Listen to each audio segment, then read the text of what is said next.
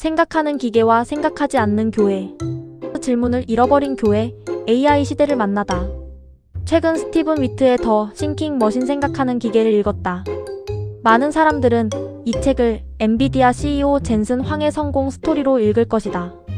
그러나 내가 이 책에서 발견한 것은 단순한 기업 성장의 이야기가 아니었다. 그것은 미래를 준비한 사람과 준비하지 못한 사람의 차이에 대한 이야기였다. 엔비디아는 원래 게임용 그래픽 카드를 만들던 작은 회사였다. 그러나 젠슨 황은 남들이 보지 못했던 미래를 보았다. 그는 20년 넘게 GPU와 인공지능 생태계에 투자했고 수많은 비웃음과 실패의 가능성 속에서도 방향을 바꾸지 않았다. 그리고 오늘날 엔비디아는 AI 혁명의 중심에 서 있다. 책을 읽는 내내 한 가지 질문이 머릿속을 떠나지 않았다. 젠슨 황의 엔비디아는 AI 시대를 위해 20년을 준비했는데 그렇다면 한국 교회는 다음 세대를 위해 지난 20년 동안 무엇을 준비했을까? 지금 우리는 생각하는 기계가 등장한 시대를 살고 있다.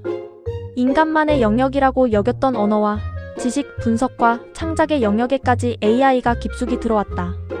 설교문을 작성하고 성경을 해설하며 신학 논문을 요약하는 일조차 AI가 해내는 시대가 되었다. 그런데 아이러니하게도 생각하는 기계가 등장한 시대에 교회는 점점 생각하지 않는 공동체가 되어가고 있는 것은 아닐까? 많은 교회에서 성도들은 질문하기보다 순종하기를 요구받는다. 의심하지 말고, 토론하지 말고, 그냥 믿으라는 말을 듣는다. 그러나 성경을 펼쳐보면 하나님은 인간을 생각하는 존재로 창조하셨다. 아브라함은 하나님의 계획에 대해 질문했고, 모세는 하나님의 명령 앞에서 항변했다. 욥은 자신의 고난에 대해 하나님께 따졌고, 하박국은 하나님의 정의를 물었다. 바울은 가는 곳마다 토론하고 변론했다. 성경의 신앙은 맹목적 복종이 아니라 질문과 성찰의 과정 속에서 성장해왔다.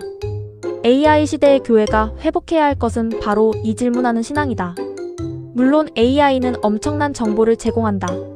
그러나 AI가 인간 존재의 의미를 설명할 수는 없다. 왜 살아야 하는지, 왜 고통이 존재하는지, 죽음 이후 무엇이 있는지, 용서와 사랑이 왜 중요한지에 대한 질문은 여전히 인간의 영혼이 붙들어야 할 주제다. 정보는 AI가 줄 수 있다. 그러나 지혜는 공동체 안에서 길러진다. 그래서 교회는 AI와 경쟁하려 해서는 안 된다.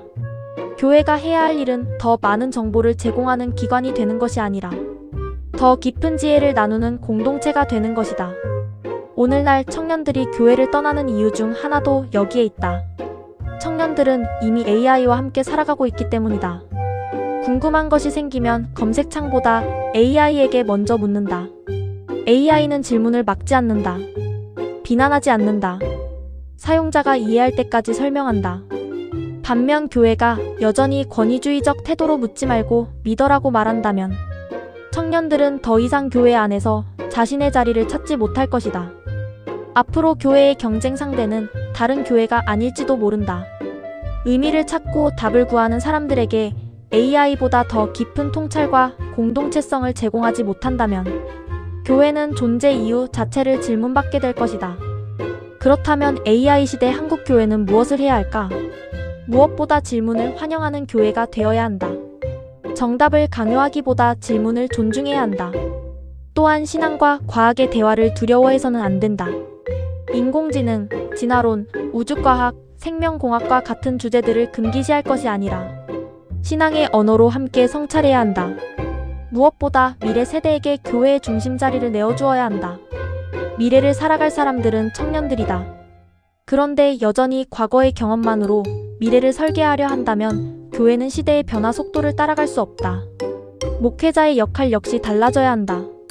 단순한 정보 전달자가 아니라 영적 안내자, 삶의 동반자, 신앙의 멘토가 되어야 한다.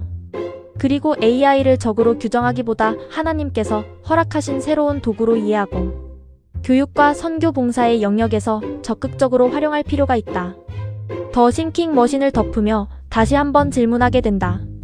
젠슨 황은 20년 후를 바라보며 준비했는데 한국 교회는 20년 후를 준비하고 있는가? 더 많은 헌금인가? 더 큰 건물인가? 더 많은 행사인가?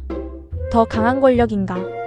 아니면 다음 세대가 이해할 수 있는 새로운 신앙의 언어인가? 생각하는 기계가 등장한 시대의 교회의 사명은 더욱 분명해졌다. 교회는 생각하는 기계를 만드는 곳이 아니라 생각하는 신앙인을 길러내는 곳이어야 한다.